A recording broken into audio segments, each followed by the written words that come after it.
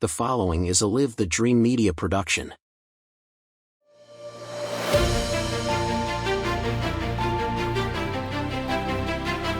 Hello and welcome to the Faith Family Schools podcast with your host Christopher DeSimone.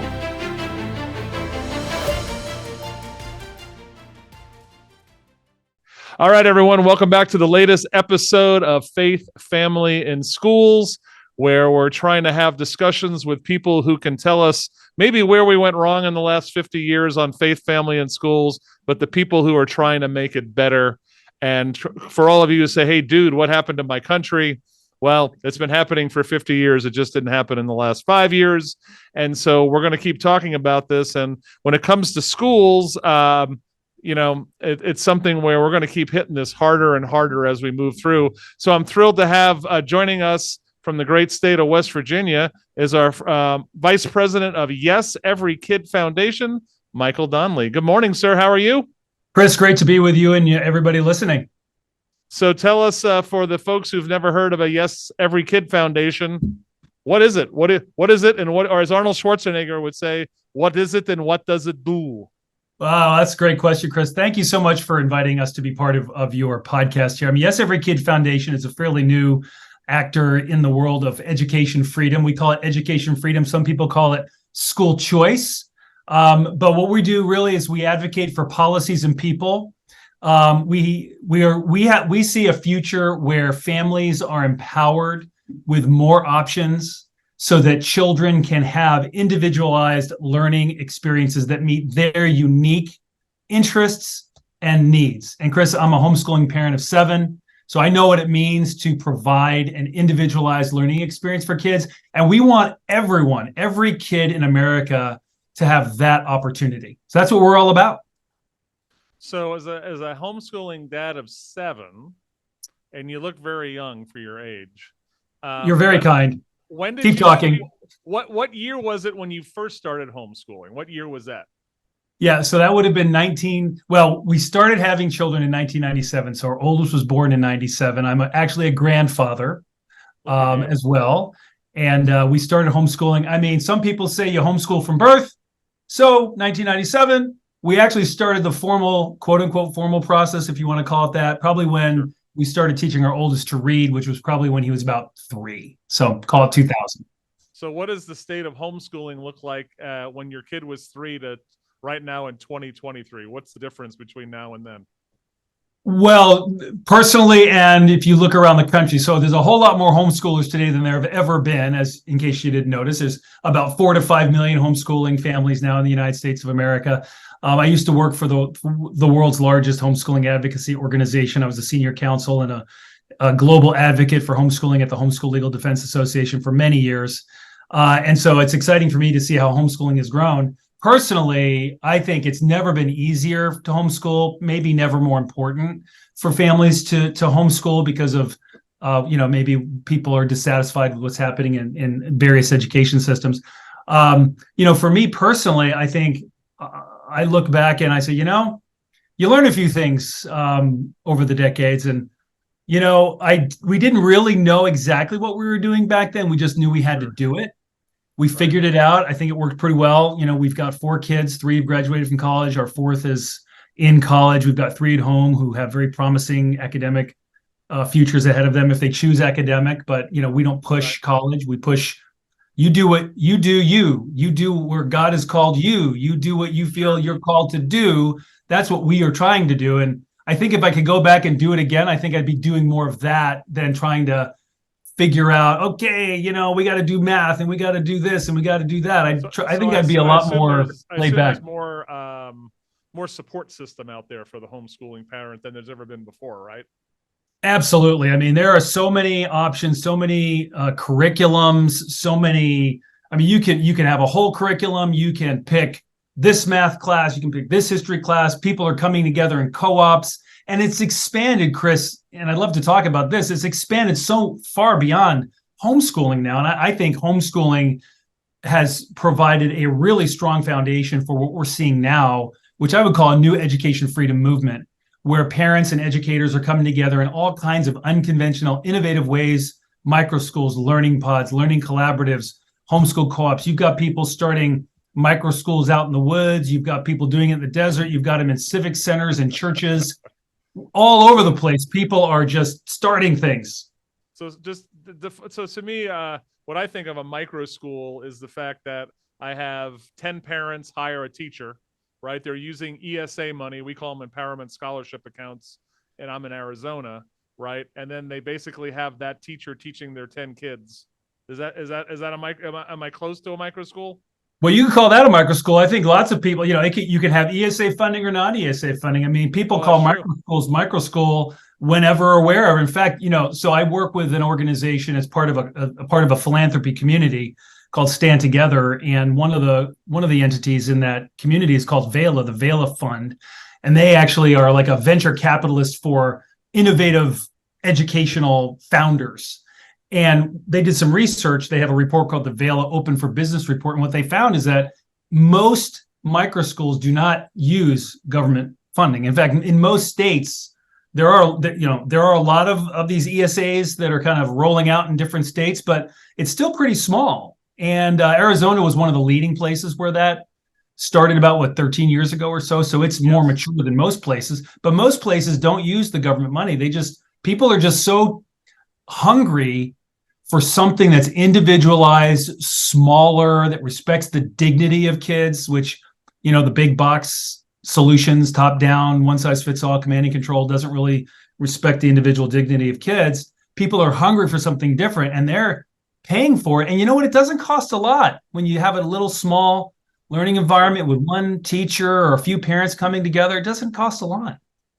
I assume the dreaded lockdowns of Corona really burst the dam for educational freedom. Is this an accurate statement? I think so. I think, that just opened people's eyes in a couple of ways. Number one, I think for a lot of people, they saw what they never saw before, what was happening in the schools, number one. Number two, I think they saw what we homeschoolers knew for many years, which is you really don't need a credentialed, formally educated professional for kids to learn, because kids are natural learners, and parents care about their kids, and other people care about their kids too. And when families come together around this idea of let's figure out what works for these kids, we figure it out. It can happen. We can trust each other, trust our fellow citizens to figure it out. We need to do more of that. So one of the things I was interested in when we talked earlier and then looking at your site, so parents, but it was like, but also as part of educational freedom is the entrepreneurs have to be enabled to make this happen. And that was something that really grabbed my attention from reading about Yes Every Kid Foundation, was the support for entrepreneurs. So I was part of a charter school here in Arizona we have about 6 or 7 locations, classical ed model. A friend of mine was the guy who really was the spearhead of it. But we always got into that discussion of what is the sweet spot and how the environment that's attractive for entrepreneurs to do charter schools or schooling systems. So talk about the entrepreneurial side of this, because of course the teachers union people listening to this right now are having a seizure talking about these nasty entrepreneurs trying to fix education. So let's talk about the environment for entrepreneurs, for them to survive and thrive, and then also how you guys help. Well, Chris, I'll tell you, the teachers unions, people who are listening right now, a lot of them, especially if they're listening to your podcast, want to be education entrepreneurs. That's true. Okay. And I'm talking to them right now. This is for you. If you're frustrated with what's going on in the top-down command and control, one-size-fits-nobody system, there is a new world out there, and it's ready and needs you. So check it out.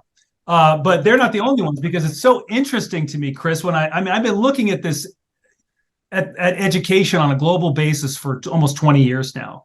And, when I look at what's happening in our country, I am very excited. I have a very positive outlook on education in our country because of what I see happening. I think the homeschooling movement started this maybe 30, 40 years ago, and it wasn't just Christian, it was progressive, it was all kinds of different people. It's true that the Christians kind of drove it for a while, but it's for everybody and anybody now. Anybody and anybody can and should, if they want to, homeschool. And so what you see is a lot of people checking out the homeschool space. But not everybody's going to do homeschooling. And homeschooling is so different now. People are coming together in co-ops, and you see these homeschool co-ops have kind of morphed into almost what people call hybrid schools. They're like co-ops that are 2 or 3 days a week. And then you get some founders who are like, I just want to do 10 kids in the forest, or I want to do a learning pod. Like, what's the difference between a learning pod and a micro school? Whatever the person calls it, and there's this gray space right now. And that makes it appealing. But on the other hand, it can also make it challenging because, there are entrepreneurs who are going to run through brick walls to pursue their vision no matter what. And that's what you have right now is a lot of people who just like, this is my vision, I'm doing it. And you guys forget, I'm not going to ask for permission. I'm just doing it. And as that movement grows, it starts to encounter some regulatory pushback, right? Sure. And the education laws were not designed for what we are trying to do right now. They were designed 150 years ago, right? You said 50 years? Like, what happened? Dude, what happened in my country? You need to go back 175 years to understand what started this process that we're now reaping, the quote unquote benefits of right now. I'm a naive fool, Mike. I only went back 50 years. I apologize. Well, let's talk again, because I can explain what happened. But anyway, entrepreneurs. So, these, entrepreneurs are facing compulsory attendance laws. Is like, are they a private school? Like, what's a micro school, and how does that fit into compulsory attendance laws for kids so that they don't get prosecuted for truancy, right? And families so they feel comfortable, for their kids not to get prosecuted for truancy. So that's one question. The other question is, what about all these other regulations that apply to quote unquote businesses, right? Because we're talking about education establishments that are starting up. They're not private schools under the compulsory attendance law. They're kind of nonprofits or businesses that are providing educational services, because they're not always a full-time replacement. Sometimes they're a supplementary service. Sometimes they're just different, very innovative environments. And so they encounter regulations like fire code regulations, health code regulations, childcare regulations, which are very broad in scope. And so they catch a lot of things that they probably shouldn't. So what we're doing at Yes Foundation is we're trying to help those entrepreneurs navigate those regulatory obstacles, so they can call us if they have a question, if they're encountering a regulatory obstacle, they have a question about, hey, does childcare regulation apply to me? We can help them figure that out. I think another obstacle that happens, and it's a real obstacle, is how does a school, like a charter school entrepreneur, handle special education students, right? So what are you seeing in that sphere? Yeah, that's a great question. So I've done some work in special education, and I've heard in Arizona that this is a challenge. I'm not an expert on it, but I've heard people have talked to me about what's going on in Arizona and charter schools. So we're focused as an organization more in the kind of permissionless, out of system space. Charter schools serve an important function in this continuum from, totally government run all the way over to totally free with, homeschooling, right? And so charter schools are kind of more close to that government run because there's a lot of government regulations. And sure.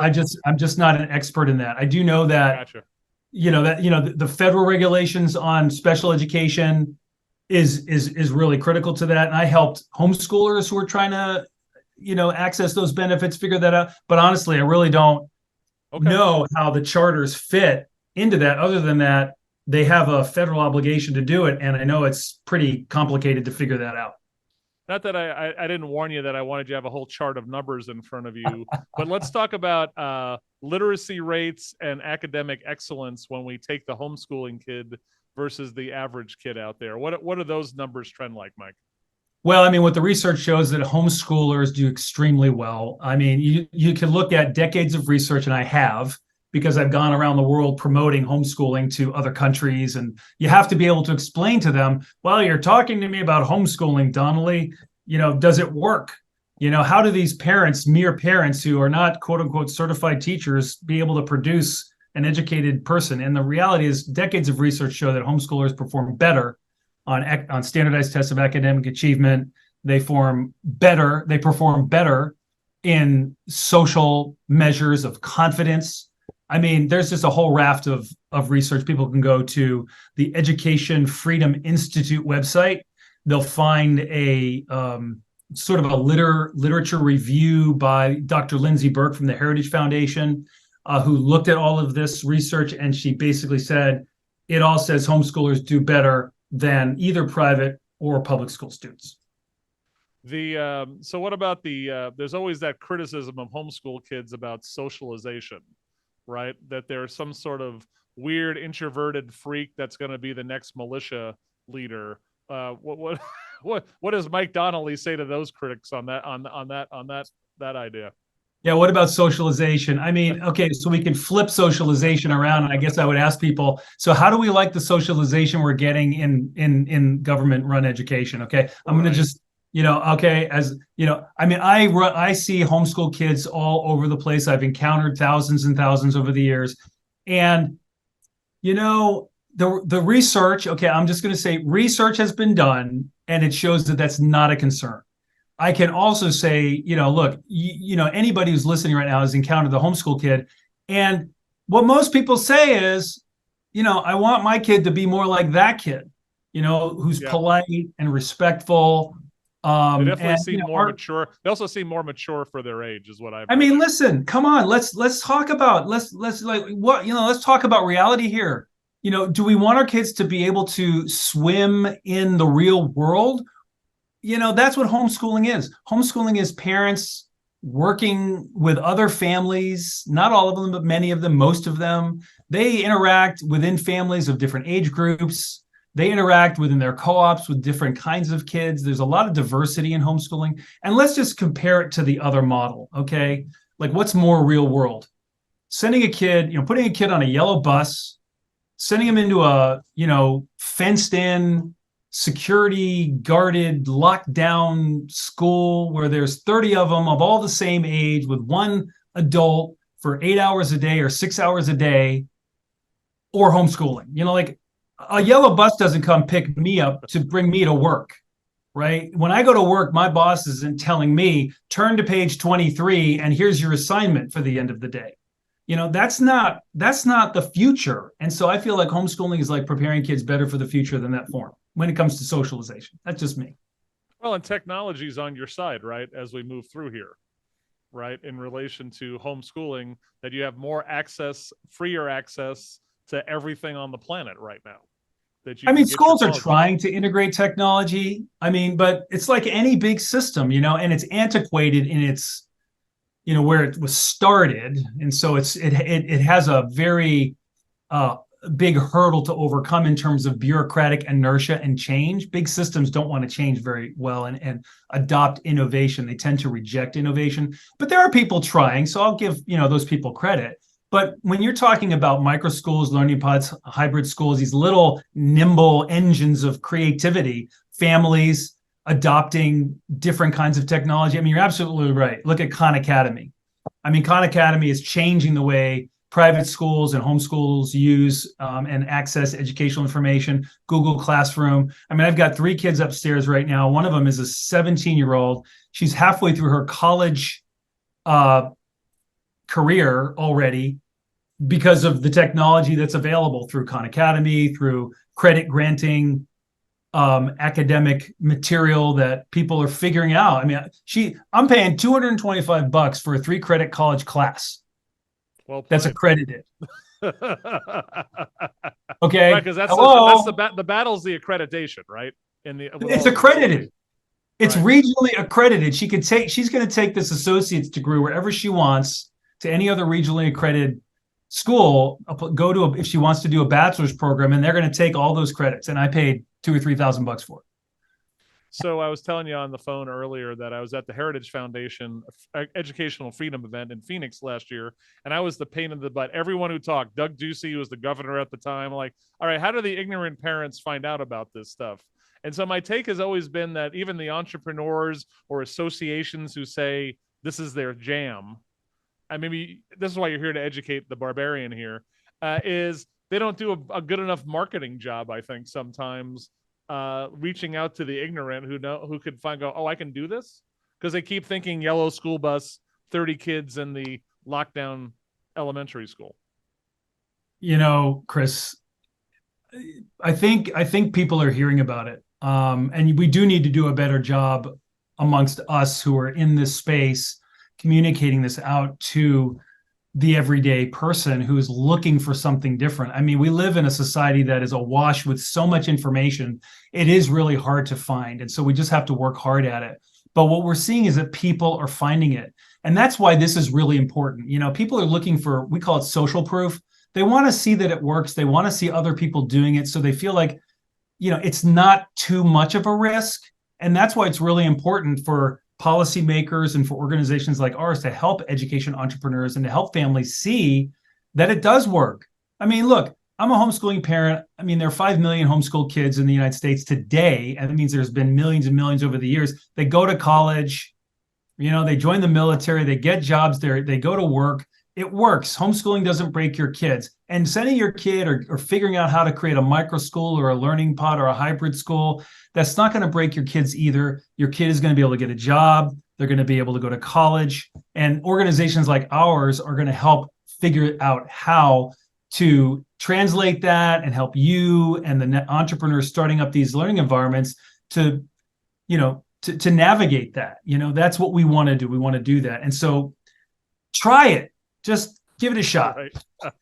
You want to follow along on the interweb, go to yeseverykidfoundation.org.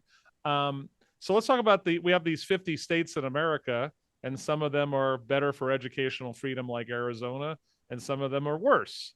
So what are we seeing as an overall trend over the 50 states? Is the trend pushing towards educational freedom, or are some of our brothers and sisters in the hard lefty states fighting against such things? Or maybe they can't because the parents are finally saying, dude, loosen this stuff up. What are you seeing? I'm seeing, dude, loosen this up. I'm seeing a movement that is starting. And again, I'm looking at this in the context of generations, but let's just be very, you know, sort of like here and now about it. So Todd Rose is a think tank guy that started this think tank called Populus Institute. It's done some very interesting research, which I would recommend you and other people check into. Here's the cut to the chase. Okay, people want something different. That is what all the survey research is showing. They're not satisfied with the status quo. They want something different.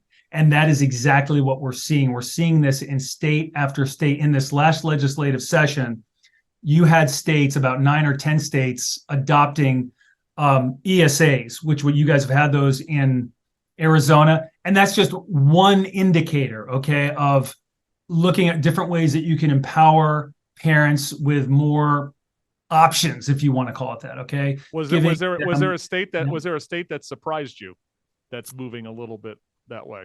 Well, I mean, you had Utah, Iowa, Arkansas, South Carolina, North Carolina, Florida expanded theirs. I mean, it was just this wave of states, and I think you're going to see that wave continuing. So, I mean, I wasn't too surprised. Well, I think we were surprised at the magnitude, and I think we're going to see a lot more of that. But there are a lot of other policies. That's just one. You've got open enrollment policies of, you know, making schools more open to letting people, including homeschoolers, access those opportunities. And also just generally, what we would like to see is more freedom for entrepreneurs to start up these schools. So I do think we are seeing a watershed moment here in history where people have said, we want something different.